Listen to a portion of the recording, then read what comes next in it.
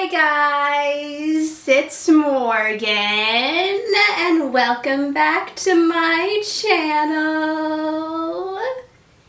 Today I'm going to be talking about episode 15 and episode 16 of season 7 of Riverdale, chapter 132, Miss Teen Riverdale, and chapter 133, Stag.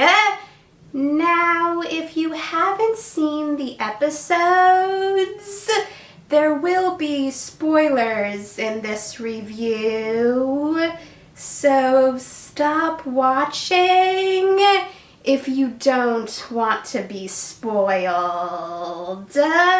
So, here's my review of episode 15 and episode 16 of season 7 of Riverdale, chapter 132, Miss Teen Riverdale, and chapter 133, Stag.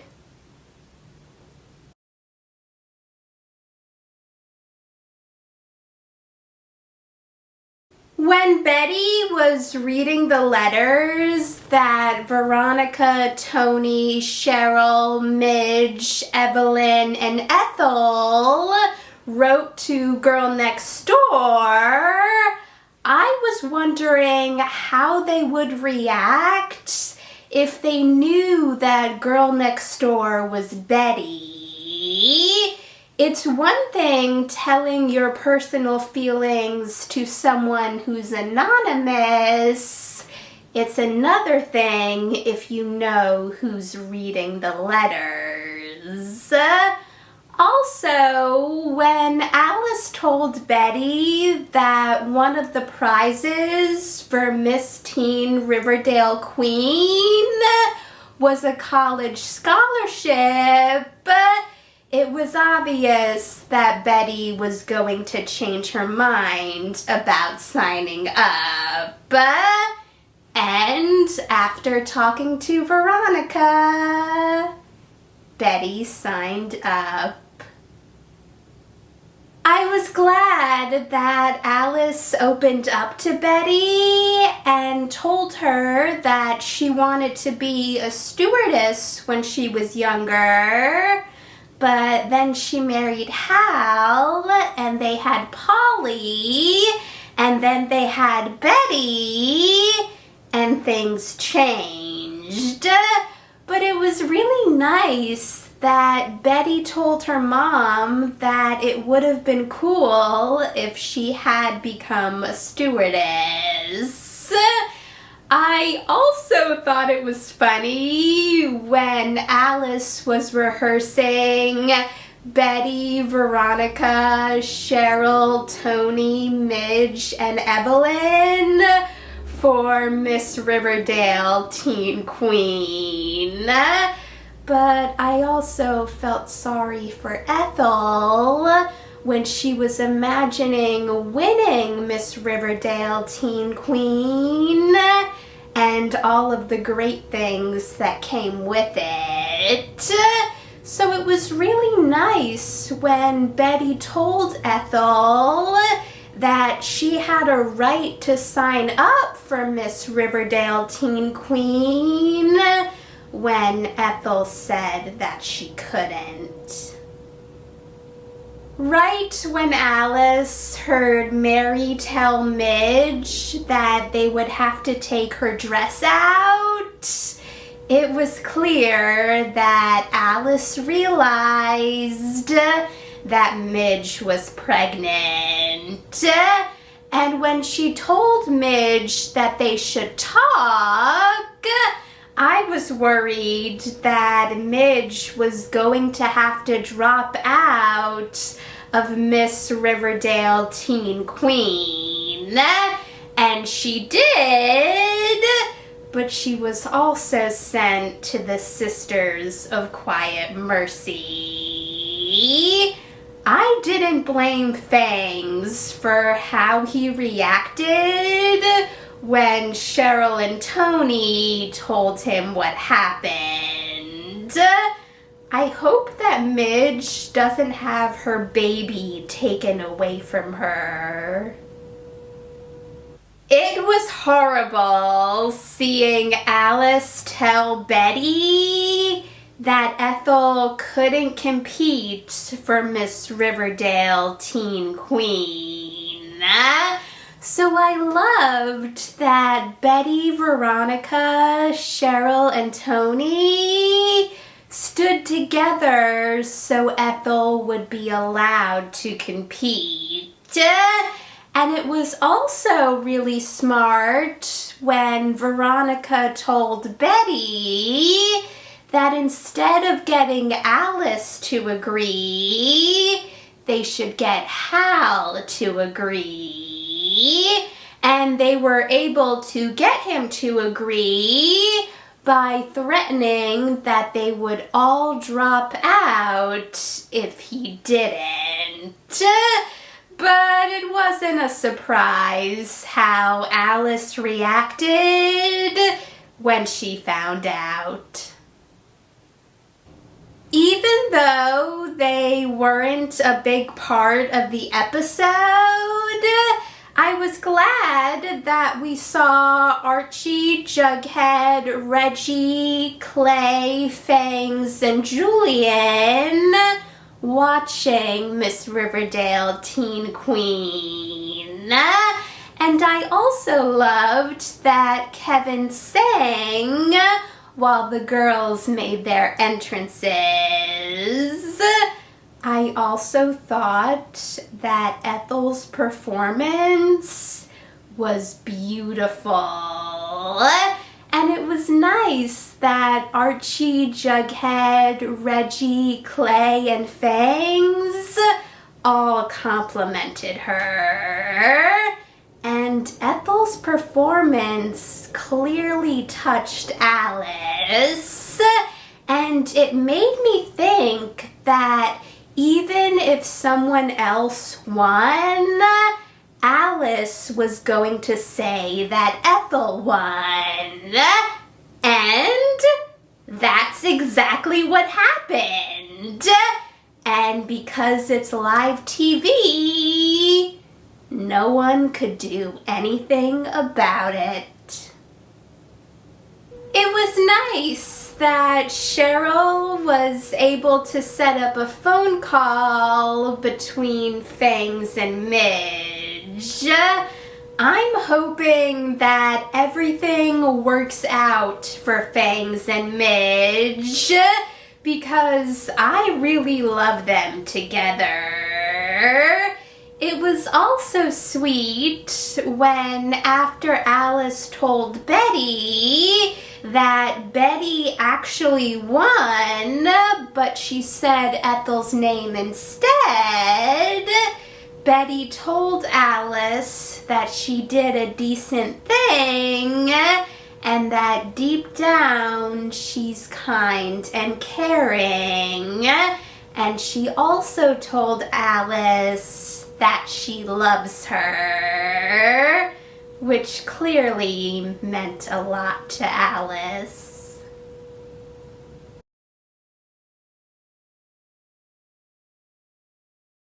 I like that Archie, Betty, and Clay are in a poetry club, even though it's led by Miss Grundy. I'm worried that something is going to happen between Archie and Miss Grundy, like it did in season 1. And if it does, I'm hoping it's not a long storyline. Also, when Cheryl and Tony got the magazine from Lizzo and decided to do their own photo shoot, I was hoping that no one would catch them, so it was good that no one did. But I was also hoping that no one else would find the photos. I didn't blame Jughead for how he reacted when he found out that Dr. Weathers was going to have a meeting with Mr. Fieldstone about a code that he had for the comic books, which were restrictions for the comics at Pep Comics. But I was glad that Jughead agreed to help Mr. Fieldstone, and it was also smart of Jughead to get Veronica's help. I loved seeing Jughead and Mr. Fieldstone at the meeting. They really came prepared, but the meeting didn't have the outcome that Jughead and Mr. Fieldstone wanted. It wasn't a surprise that Veronica caught Kevin and Clay trying to take a projector from the Babylonium so they could watch a Stag film that Julian found. And it also wasn't a surprise when Veronica decided to show the Stag film at the Babylonium. But I didn't blame Betty for how she reacted when she saw that the star of the Stag film was her sister Polly. So Betty understandably had questions, and she found out that Polly being on Broadway was a cover story, and that Polly is actually doing burlesque. I felt sorry for Polly when she told Betty that she was hoodwinked into filming the Stag film and that she had been trying to find all of the copies. But I was also happy for Polly since it was clear that burlesque was something she loved doing. It was also nice that Polly agreed to meet Veronica since she was a fan of Polly's burlesque persona, polyamorous. I also felt sorry for Polly when she told Betty that she didn't think Alice and Hal wanted to see her and that she was never going into their house again. It was a surprise when Polly told Betty and Veronica that she was engaged, but it was also really sweet when she told Betty that she wanted Betty to be her maid of honor. And even though when Polly agreed to do a show at the Babylonium, she told Betty that she didn't think Alice would come, I was thinking that she would, especially based on how Alice reacted when she found out from Betty that Polly was in Riverdale and was also engaged. But sadly, Alice didn't go to see Polly.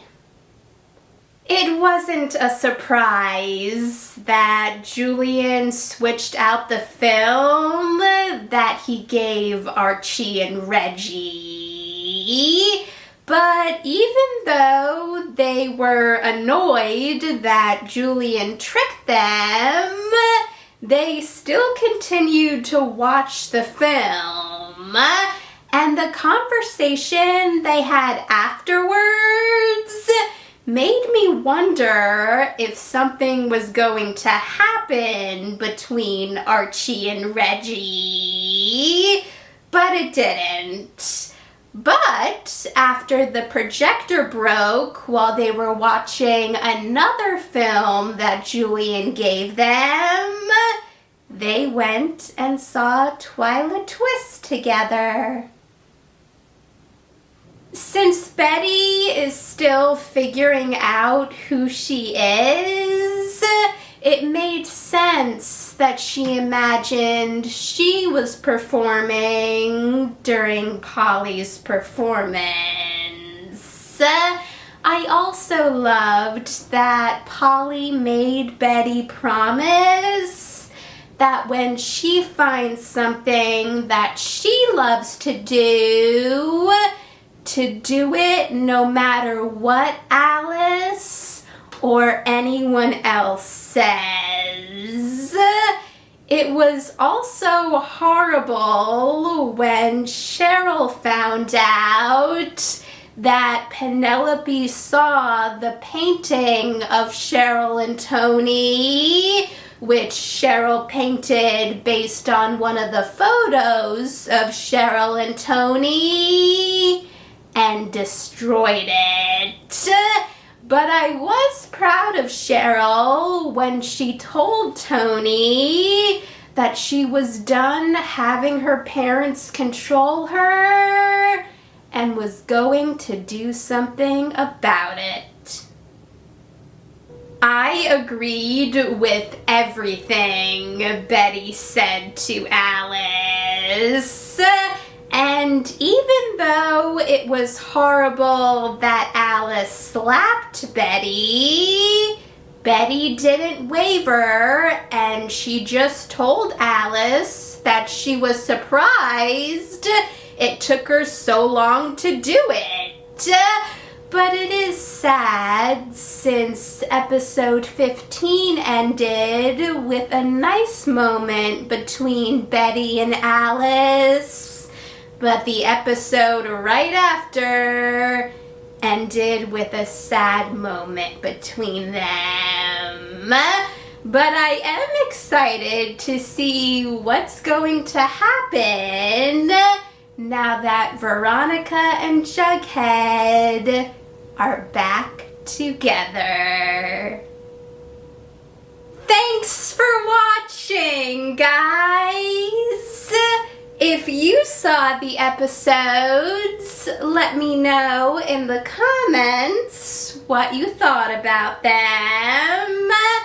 And if you want to see any of my previous Riverdale reviews, check out the playlist.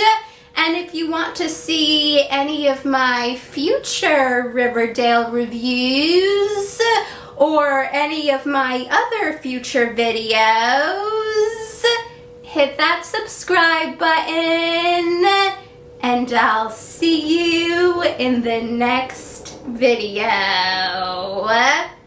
Bye!